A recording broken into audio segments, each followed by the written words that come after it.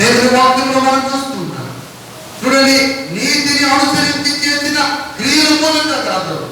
చాలా మంది లోకంలో కొన్ని ప్రత్యేక దానములు చేస్తారు. పుణ్యం కొరకు వారు కొన్ని దానాలు చేస్తారు. అన్నదానమని, గోదానమని, లేకపోతే ఇంకా రకరకాలైన దానాలు చేస్తారు. ఏ దానము చేసినా అది నీ స్వనీతి కొరకు చేసిందే. అని దేవుడు మనందరి కొరకు ప్రాణం పెట్టి ఆయన శిలువలో మరణించింది ఎందుకంటే సర్వమానవాళి రక్షణార్థమై ఆయన చనిపోయాడు. అందుకని దేవుడు వాక్యం, నువ్వు నీతిని బట్టి చేసిన క్రియల మూలముగా కనుక తన కనికరము చొప్పుననే పునర్జన్మ సంబంధమైన స్నానము ద్వారాను, అనగా పునఃస్థితి సంబంధమైన స్నానం తిరిగి రీఎస్టాబ్లిష్ చేయాలి. మానవ జీవితం తిరిగి రీఎస్టాబ్లిష్ చేయాలి. అందుకని దావీదు భక్తుడు అంటున్నాడు, నేను నా తల్లి గర్భములో పాపములో పుట్టాను, పాపములో పెరిగాను, తిరిగి నా ప్రభు నన్ను రీఎస్టాబ్లిష్ చేశాడు. పునఃస్థితి సంబంధమైన స్నానము ద్వారా పరిశుద్ధాత్మ అనుగ్రహించు నూతన స్వభావం. నూతన స్వభావం ఎప్పుడు వస్తుందంటే మనలో పరిశుద్ధ ఆత్మ దేవుడు పనిచేస్తుంది. పరిశుద్ధ ఆత్మ దేవుని మాట మనకు, దేవుని ఆత్మ చేత మనము నడిపించబడుతున్నప్పుడు. నేను అడిగిన ఒక కౌన్సిలింగ్ లో ఉన్నాను. ఆ వ్యక్తి ఎంత చెప్పినా మాట వినటం లేదు. రక్షణ పొందిన అమ్మాయే, దేవుని తెలుసుకున్నదే యవన సహోదరి, కానీ ఆమెలో ఉన్నటువంటి ఆ ఆధ్యాత్మిక ప్రాకారాలు కాలిపోయాయి, ఆధ్యాత్మిక ప్రాకారాలు పడిపోయాయి. నేను ఒక మాట అంటాను, మానవుడు పుట్టిన దగ్గర నుండి ఎదిగి ఊహ తెలిసిన దగ్గర నుండి చనిపోయే వరకు మానవ స్థితి ఎప్పుడు మారిపోతుందో తెలియదు. అందుకని ప్రతి దినం గుమ్మాలు సరి చేయబడే అనుభవానికి రావాలి. గుమ్మాలు సరి చేయబడే అనుభవానికి రాకపోతే దైవ క్రమంలో దేవుడిని మనం తెలుసుకోలేము. నీటి గుమ్మం మన ఆధ్యాత్మిక జీవితంలో సరిచేయబడాలి. నూతన స్వభావము ప్రభు అనుగ్రహించేది. ఆ స్వభావంతో మనం ముందుకు నడవలసిన వారమై ఉన్న దేవుని వాక్యంలో చూడగలిగితే, యాజకులు గుడారంలో స్నాన చేయనప్పుడు వారు పరిశుద్ధపరచుకుంటూ నీటిని ఆతరిబడిన కాలంలో ఉపయోగించినట్టుగా మనం చూడగలం. నిర్గమకాండం 30వ అధ్యాయము 17వ వచనం. నిర్గమకాండము 30వ అధ్యాయము 17వ వచనం. నిర్గమకాండము 30వ అధ్యాయము 17వ వచనం. నిర్గమకాండము 30వ అధ్యాయము 17వ వచనం. మరియు యెహోవా మోషేతో ఇట్లనెను, కడుగు కొనుటకు నీవు ఇత్తడితో దానికి ఒక గంగాళమును ఇత్తడి పీటను చేసి దానిని నీళ్లతో నింపవలెను. ఆ నీళ్లతో అహరోనును అతని కుమారులను తమ చేతులను కాళ్ళను కడుక్కోవాలి.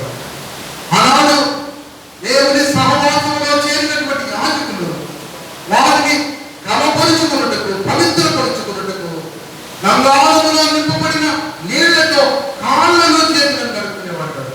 ఇప్పుడు మనం కూడా నీటి గుమ్మం సరిచేయబడాలంటే కొత్త నిబంధన యాజకులుగా, విశ్వాసులుగా మన కాళ్ళను చేతులను కడుగుకోనే అనుభవంలోనికి మనం ఎప్పుడు వస్తామంటే దేవుని వాక్యము ద్వారా, దేవుని వాక్యమనే నీటి ద్వారా మన దైనందిన జీవితాన్ని, హృదయ స్థితిని మనం కడుక్కోగలం. ఇదిన మన హృదయ స్థితి పాడైపోతే, మన ఆలోచనలు పాడైపోతే, మన ఉద్దేశాలు పాడైపోతే, మనం చేసే పనులను బట్టి ఇతరులకు ఆటంకం కలిగితే వాటిని మనం ఎలా పవిత్రపరచుకోవాలంటే దేవుని వాక్యములను బట్టి. నీటి గుమ్మం మన ఆధ్యాత్మిక జీవితంలో అంతర సంబంధమైన ఆధ్యాత్మిక జీవితాన్ని చూపిస్తుంది. ఆధ్యాత్మిక జీవితంలో ప్రభువును నీవు కలుసుకోవాలంటే, ఆ పరిశుద్ధ పరలోక పట్టణానికి వెళ్ళాలంటే 12 గుమ్మాలు ఉన్నాయి. ఆ గుమ్మంలోనికి నీవు వెళ్ళాలంటే తప్పగా నీ జీవితంలో నీటి గుమ్మం సంఖ్యబడాలి. నీటి గుమ్మం నూతన జన్మకు సూచనగా ఉంటుంది. మీకు 3 మాటలు చెప్పినట్టుగా క్రొత్త జన్మ ప్రతి వాడు పొందాలి. 2వది నిత్య జీవం పొందాలి. 3వది రక్షణ పొందవలసి ఉంది. చూడండి, యాకోబు పత్రిక 1వ అధ్యాయము 18వ వచనం. యాకోబు పత్రిక 1వ అధ్యాయము 18వ వచనం. యాకోబు పత్రిక ఆయన తాను సృష్టించిన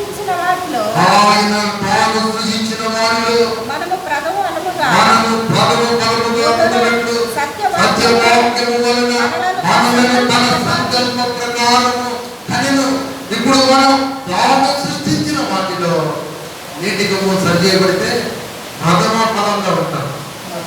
చాలా మంది మనుషులు ఎలా అంటారు కదా, లోకంలో అది చాలా బలమైందంట. ఇప్పుడు మనం దేవుని సన్నిధిలో ఉన్నాం. ప్రథమ ఫలముగా ఉండునట్టు సత్యవాక్యము వలన మనలను తన సంకల్ప ప్రకారము కనెను. ఇప్పుడు నువ్వు నూతనంగా పుడితే నీవు దైవ దృష్టిలో ప్రథమ ఫలంగా ఉంటావు. సృష్టించిన వాక్యం నీవు ఒకవేళ ఇంకా కొత్త జన్మ పొందకపోతే, నీటి మూలముగా ఆత్మ మూలముగా పుట్టకపోతే, నీటి గుమ్మము నీ జీవితంలో సరిచేయబడకపోతే, నీ జీవితంలో సృష్టిలో ఆయన సృష్టించిన దానిలో నువ్వు ప్రథమ ఫలం కాదు. నువ్వు ప్రథమ ఫలముగా లేకపోతే ఆయన వాక్యం వింటుగా ఆయన మనను ప్రథమ ఫలముగా చేయడానికి భూమి మీద ఉంచాడు కనుక సత్యవాక్యము వలన మనం మార్పు చెంది ఆ ప్రియ ప్రభు సన్నిధిలో నూతన పరచబడడానికి మనం ఇష్టపడదాం. మొదటిది గొర్రెల గుమ్మం, రెండవది మత్స్య గుమ్మం, మూడవది పెంట గుమ్మం, నాలుగవది లోయ ద్వారం, ఐదవది పాత గుమ్మం, ఆరవది దారి యొక్క గుమ్మం, ఏడవది నీటి గుమ్మం. మరొక గుమ్మాన్ని మనం ధ్యానం చేద్దాం. సమయం ఉంది. నెహెమ్యా గ్రంథం 3వ అధ్యాయంలోకి రండి. నెహెమ్యా గ్రంథము 3వ అధ్యాయము మరొక గుమ్మాన్ని ధ్యానం చేసి ప్రార్థన చేసుకుందాం. నెహెమ్యా గ్రంథము 3వ అధ్యాయము 28వ వచనం 28వ వచనం. గుర్రపు గుమ్మములకు పైగా యాజకులందరూ యాజకులందరూ తమ ఇండ్లకు ఎదురుగా బాగు చేసిరి. వారిని ఆనుకొని తన ఇంటికి ఎదురుగా ఇమ్మేరు కుమారుడైన సాదోకు బాగు చేసిరి. అతని ఆనుకొని గుర్రపు గుమ్మం బాగు చేసింది. గుర్రపు గుమ్మం, ఈ గుర్రపు గుమ్మాన్ని దేనికి సాదృశ్యంగా మనం చూస్తున్నామంటే, ఈ గుర్రపు గుమ్మం యుద్ధములకు సూచనగా కనపడుతుంది. లేచి ఆ పని మీరు ఈ పని చేసినట్టు ఆ డోర్ వేసేయండి. ఆ వెనక డోర్లు వాడుతుంది. యుద్ధం కూడా వచ్చేస్తాయా? ఇక్కడ కూడా లోపల అది పసలు పెట్టి వీడియో పసలు పెట్టినాను. అదే వీడియో పసలు పెట్టినా వీడియో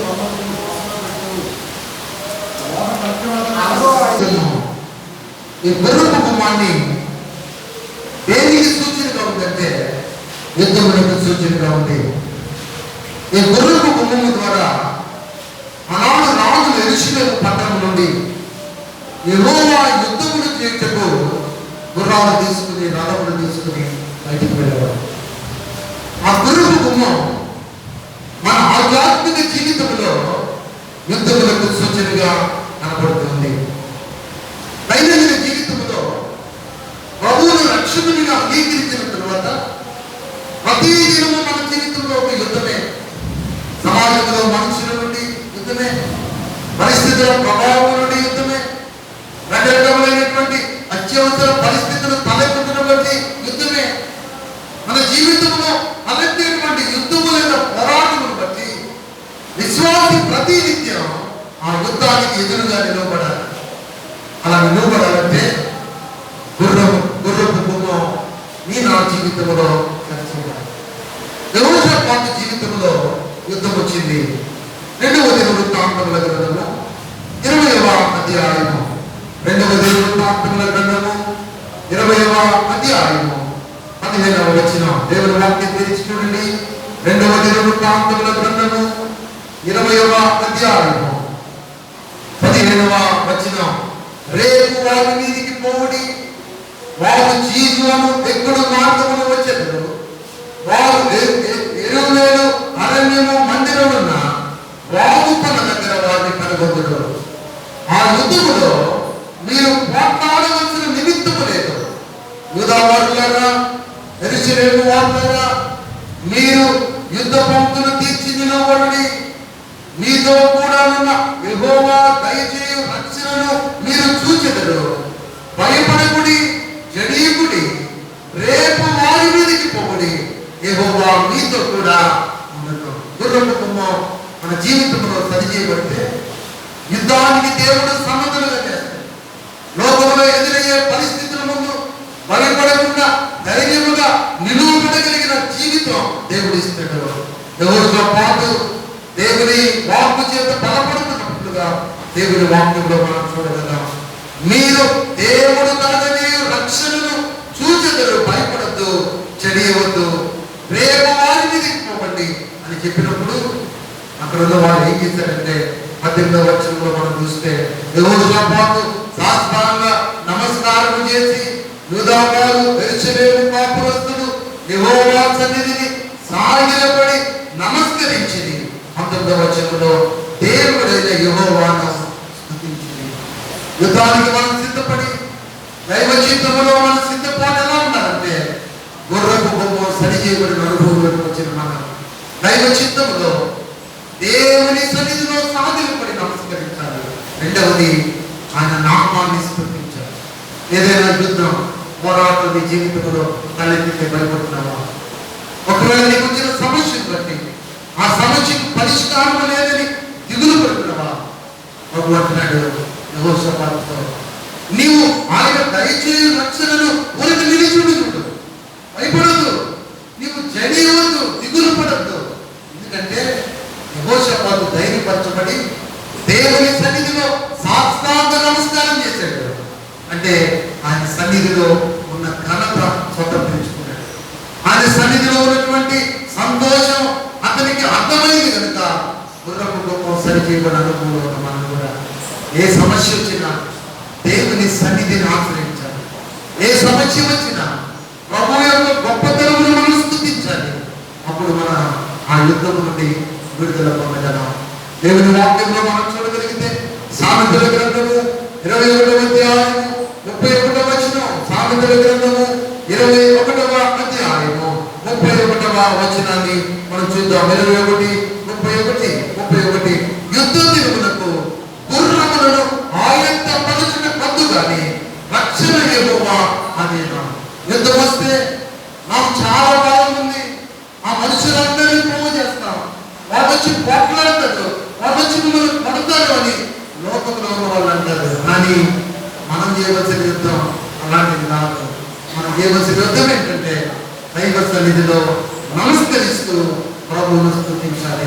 ఇంకొక మాట సామెతల గ్రంథంలో దేవుని వాక్యం మరి కీర్తన గ్రంథం 18వ కీర్తన 34వ వచనం, 18వ కీర్తన 34వ వచనం, 18వ కీర్తన 34వ వచనం చదువుతున్న వాక్యం.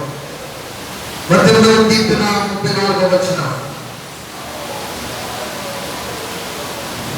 నా చేతులకు యుద్ధము చేయలేకువాడు ఆయనే, నా బాహువులు ఇత్తడి విల్లును ఎక్కుపెట్టును. ఇప్పుడు మన చేతులకు యుద్ధం చేయడానికి నేర్పించేవాడు ఎవరట? యుద్ధం చేయకపోతే చేతులతో ఇతరులను పట్టడం కాదు. సాష్టాంగము పడి దేవుని సన్నిధిలో ఆ చేతులు పైకెత్తి ఆయన్ని స్తుతిస్తే యుద్ధం ఆయనే చేస్తాడు. యుద్ధం ఎవరిగా పెట్టుకుంది? దేవుని. దేవుని మన ముందు పెట్టుకుంటే మన పక్షమున వాదించేది ఆయనే, మన పక్షమున యుద్ధం చేసేది ఆయనే. గడిచిన వాళ్ళు నేర్చుకున్నాం కదా, దేవుని ఆత్మ, తండ్రి యొక్క ఆత్మ మనలో ఉంటే సమయ స్ఫూర్తితో కూడిన జీవిత విధానము దేవుడు మనకి ఇస్తాడు. ఎక్కడ ఎలా మాట్లాడాలో, ఎక్కడ ఎలా ప్రవర్తించాలో, ఎవరితో ఎలా ఉండాలో దేవుడు అన్ని విషయాలలో మనకు సహాయం చేసి ముందుకు నడిపిస్తాడు. కీర్తన 144వ కీర్తన మొదటి వచనాన్ని కూడా మనం పరిశీలన చేద్దాం. 144వ కీర్తన మొదటి వచనం, నాకు ఆశ్రయ దుర్గమము యెహోవా సన్నిధింపబడును గాక, ఆయన నా చేతులకు యుద్ధమును నా వేళ్లకు పోరాటమును నేర్పువాడై ఉన్నాడు. నా చేతులకు యుద్ధమును నా వేళ్లకు పోరాటమును. కింద మోకరించినప్పుడు వేళ్ళు నొప్పి వస్తాయి. మనం ఏ ప్రార్థన చేస్తాంలే, లోకానుసారంగా వెళ్ళి మన సంగతి తెలుస్తాంలే అని మనం వెళ్ళిపోతే యుద్ధం ఎక్కువైపోతుంది, పోరాటం ఎక్కువైపోతుంది. ఈ ఉదయకాల సమయం నా వేళ్లకు పోరాటం నేర్పువాడు, నా చేతులకు యుద్ధం నేర్పువాడు ఆయనే అని దేవుడు జ్ఞాపకం చేస్తుంది. మన పోరాటం నుండి విడుదల మనం పొందాలంటే మత్తయి సువార్త 5వ అధ్యాయం 44వ సువార్త 5వ అధ్యాయము 44వ వచనం. మత్తయి సువార్త 5వ అధ్యాయము 44వ వచనం. 44వ వచనం. నేను మీతో చెప్పున్నదేమనగా మీరు పరలోకమందున్న మీ తండ్రికి కుమారులై ఉన్నట్టు మీ శత్రువులను ప్రేమించుడి, మిమ్మల్ని హింసించు వారి వరకు ప్రార్థన చేయండి. మొత్తం ఆయన చేసుకుంటాడు. మనం ఏం చేసుకోండి? మన శత్రువుల కొరకు మనం ప్రేమిస్తూ మనల్ని హింసించు వారి కొరకు మన ప్రార్థన మాత్రమే. ఉదయకాల సమయం గుర్రపు గుమ్మం యుద్ధమునకు సూచన, నీటి గుమ్మం కొత్త జన్మమునకు సూచన. ఒకవేళ మీ జీవితంలో ఏ విధమైన యుద్ధాలు ఎదురైనప్పటికీ ఆ యుద్ధాలను ఎవరి వల్ల వస్తాయంటే మనకు శత్రువులుగా ముగ్గురు ఉన్నారు. మన నీళ్ళు అలా వెళ్ళిపోతూ ఉంటాయి. మనకు ముగ్గురు శత్రువులు ఉన్నారు.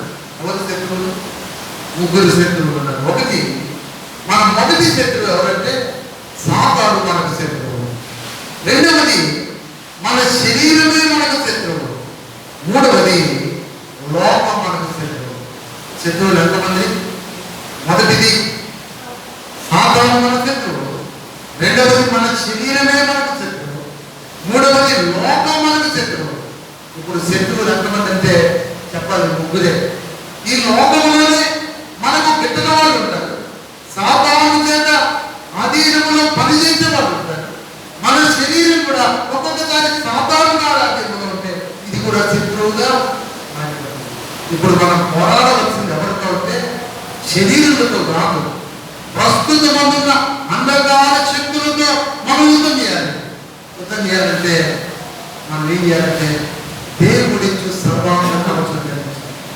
రక్షణనే శిరస్నానం పెట్టుకోవాలి, ఆత్మకత్వం పట్టుకోవాలి, నీతి అనే మహిమలకు తొడుక్కోవాలి, సువార్త సంబంధమైన సిద్ధ మనసునే ప్రాణములు తొడుక్కోవాలి. ఆపద ముందు దేవుడిచ్చే ఆ యొక్క రక్షణ నుండి కాపాడబడాలంటే యుద్ధానికి సన్నద్ధులు. యుద్ధం చేయడానికి దేవుడు చేతులు ఇచ్చాడు. యుద్ధం చేయడానికి పోరాటము చేయడానికి దేవుడు ఏళ్ళను బలపరుస్తున్నాడు. ఆ యుద్ధంలో నువ్వు చేయి పొందాలంటే నువ్వు కలిగి ఉండవలసిన శక్తి ఏంటంటే దేవుడిచ్చు సర్వాంగ కవచం ధరించాలి. రెండవది, నీవు కలిగి ఉండవలసిన యుద్ధంలో ఆయుధం ఏంటంటే ప్రార్థన కలిగి ఉండాలి. ఉదయకాల సమయం సాతాను మనకు మొదటి శత్రువు. ఈ సాతాను లేకపోతే శరీరాన్ని లేకపోతే లోకాన్ని దేవుడు సిలువలో ఆయన జయించాడు. మనకు వ్యతిరేకంగా ఉన్న ముగ్గురు శత్రువులను కూడా ఆయన సిలువలో జయించాడు. అయితే మనం లోకంలో ఉన్నాం. సాతాను మొదటిగా మన శత్రువు అయినాడు. మనం ప్రభువును నమ్ముకున్న దేవుడు నుండి సాతాను మనకు మొదట శత్రువుగా ఉంటాడు. ఈ శత్రువును ప్రభు మరణము ద్వారా నశింపజేశాడు. అయితే కుయుక్తి గల సర్పం గర్జించు సింహం వలె అపవాది మన మనసులను చెరుపుటకు, మన ఆలోచనలను పాడు చేయుటకు వాడు ప్రయత్నం చేస్తున్నట్టుగా మనం చూడగలం. ముందుగా నేను ముగింపులోని కనబోతున్నాను. సాతాను మనకు శత్రువు. ఈ శత్రువుకున్న పేరేంటో బైబిల్లో కొన్ని చూపించి మిగిలిన విషయాలు వచ్చే వారం ధ్యానం చేద్దాం. పేతురు రాసిన మొదటి పత్రిక 5వ అధ్యాయము. పేతురు రాసిన మొదటి పత్రిక 5వ అధ్యాయము 8వ వచనం. 5వ అధ్యాయము 8వ వచనం. 7వ వచనం మనం చదవమ్మా. ఆయన మిమ్మల్ని గురించి చింతించుచున్నాడు కనుక మీరు చింత యావత్తును ఆయన మీద పెట్టుడి. నిబ్బరమైన బుద్ధి గల వారై మెలకువగా ఉండి మీ విరోధి అయిన అపవాది. సాతాను గల పేరేంటంటే విరోధి. సాతాను గల పేరేంటంటే అపవాది. సాతాను గల పేరేంటంటే గర్జించు సింహం. ఎవరిని తిరుగుతున్నా అని వెలుగుతూ తిరుగుతున్నాడు. లోకమందున్న చూడండి 9వ వచనం. లోకమందున్న మీ సహోదరులైన ఈ విధమైన శ్రమలే నెరవేరుచున్నవని ఎరిగి విశ్వాసమందు స్థిరులై వారిని ఎదిరించు. లోకంలో ఉన్నవాడు అపవాది చేత శ్రమ పడుతున్నాడు, సాతాను వాడి చేత శ్రమ పడుతున్నాడు, గర్జించు సింహము చేత శ్రమ పడుతున్నాడు. అయితే మనం క్రీస్తులో ఉన్నాం, యుద్ధం చేయడానికి సమర్థులుగా ఉన్నాం, దేవుని చేత విజయులుగా ఉన్నాం. అయితే ప్రభు చెప్తున్న మాట ఏంటంటే, ఆ యుద్ధం మీకు సమీపిస్తే మీరు విశ్వాసము స్థితిలో ఉండండి, మెలుగులో ఉండండి, ఆయన సన్నిధిలో సాష్టాంగపడే అనుభవంలో ఉండండి, ప్రభువును స్తుతించే అనుభవం. మొదటి మనకు శత్రువు ఎవరంటే సాధారణ పేరు. ఒకటి చెప్పండి విరోధి, రెండవది అపవాది, మూడవది గర్జించు సింహం. మరొక పదం మనం చూసి ముందుకు వెళ్దాం. 2వ కొరింథీయులకు రాసిన పత్రిక 11వ అధ్యాయము, 2వ కొరింథీయులకు రాసిన పత్రిక చాలా శ్రేష్టమైన మాట ఇది. 2వ కొరింథీయులకు రాసిన పత్రిక 11వ అధ్యాయము 2వ వచనం. వాడికున్న పేరు ఏంటంటే, సర్పము తన కుయుక్తి చేత అవ్వను మోసపరిచినట్టు మన మనస్సులను చెరుపుతూ ఉన్నవాడు, క్రీస్తులో ఉన్న సరళతను జరుపుతున్నాడు, పవిత్రతను జరగొడుతున్నాడు. చాలా జాగ్రత్తగా ఉండాలి. వాడికి ఉన్న పేరు, సాతాను గారికి ఉన్న పేరు చెప్పండి, విరోధి, అపవాది, గర్జించు సింహం. 4వది సర్పము. ఈ సర్పం ఏమి చేస్తుందంటే, అవ్వను ఆనాడు కుయుక్తితో పాడు చేసినట్టుగా మన మనస్సులను పాడు చేస్తున్నాడు వాడు, క్రీస్తులో ఉన్న సరళతను పాడు చేస్తున్నాడు వాడు, మనం కలిగి ఉన్న పవిత్రతను పాడు చేస్తున్నాడు. జాబులకైనా గుర్రపు గుమ్మం యుద్ధములకు సూచన. మన పోరాడునది శరీరులతో కాదు, ప్రస్తుతం అందున్న అంధకార శక్తులతో. యెరూషలేము పట్టణంలో ఉన్న ఆ గుర్రపు గుమ్మము ద్వారా దేవుని యుద్ధములు జరుగుటకు ఆనాడు రాజులు ఆ గుర్రపు గుమ్మము ద్వారా గుర్రములను రాజులను బయటకు తీసుకుని వెళ్ళారు. దేవుడు అనుమతించినప్పుడు శత్రువులను సమరించి విజయం పొందేవాడు. నేటి దినములు ఆధ్యాత్మికంగా మన శత్రువులు ఎవరంటే ముగ్గురు. ఒకటి సాతాను, మన ప్రధాన శత్రువు. సాతానుకున్న పేరు, వాడి పేరు విరోధి, అపవాది, గర్జించు సింహం, కుయుక్తి గల సర్పం. 3వ వచనంలో మనం చూస్తున్నాం. 4వ వచనం చూడండి, అక్కడే దేవుని వాక్యం తప్పక చూడండి. 4వ వచనం. ఎలా అనగా, వచ్చిన వాడు మేము ప్రకటింపని మరి ఒక యేసును ప్రకటించినను, లేక మీరు పొందని మరి ఒక ఆత్మను మీరు పొందినను, మీరు అంగీకరింపని మరి ఒక సువార్త మీరు అంగీకరించినను, మీరు వాణిని వచ్చి సహించుట ఉత్తమే. దేవుని సువార్త వాడు కూడా ప్రకటింపజేస్తూ ఉంటాడు. అయితే దేవుని వాక్యములో వాడు ఏ రీతిగా దేవుని వాక్యాన్ని ప్రకటించడానికి అధికారం పొందాడంటే 14వ వచనం చూడండి. సాతాను తానే వెలుగు దూత వేషము ధరించుకొని ఉన్నాడు. ఇదేమి ఆశ్చర్యము కాదు. సాతాను తానే వెలుగు దూత వేషం ధరించుకున్నాడు. వెలుగు దూత వేషం ధరించుకున్నవాడు దేవుని వాక్యం చాలా బాగా చెప్పగలరట. బైబిల్లో మీరు ఇంటికి వెళ్ళిన తర్వాత ఈ 11వ అధ్యాయము 15వ వచనం వరకు చదవండి తప్పక. వెలుగుదూత వేషం ధరించుకునే వాళ్ళు ఉంటారు. ఆ వెలుగుదూత వేషం ధరించుకుని యేసును గురించి చెప్తున్నామనేటువంటి భ్రమలో ఉంటారు. సాతాను గారి పేరు తెలుసా? అక్కడ రాయబడింది కదా, వెలుగుదూత. అంటలేండి, సాతాను గారి పేరు ఏంటంట, వెలుగుదూత. సాతాను కుయుక్తి గల సర్పం, విరోధి, అపవాది, గర్జించు సింహం. వీడు ప్రతి క్షణము కూడా వాడి పరిస్థితిని బట్టి వాడు దూరిపోతాడు. దేవుని వాక్యం పైన వాక్యంలో మనం చూస్తున్నాం. 11వ వచనంలో, ఏలయనగా అట్టివారు క్రీస్తు యొక్క అపోస్తుల వేషము ధరించుకున్న వారై ఉండి దొంగ అపోస్తులను మోసగాండ్రులు పనివారులై ఉన్నారు. ఇది ఆశ్చర్యము కాదు. సాతాను తానే వెలుగుదూత వేషము ధరించుకున్నాడు. కనుక వారి పరిచారకులను, నీతి పరిచారకుల వేషము ధరించుకున్న గొప్ప సంగతి కాదు. సాతాను గాడు వెలుగుదూత వేషం వేసేసుకుని క్రీస్తును సువార్త చెప్పేస్తూ ఉంటాడు. వారితో పాటున్న పరిచారకులు కూడా నీతి పరిచారకుల వేషం వేసుకుంటారు. అక్కడ రాయబడిన మాట ఏంటంటే, వారి క్రియల చొప్పున వారి అంతము జరుగుతున్న అంతము వెంటనే ఉండదు.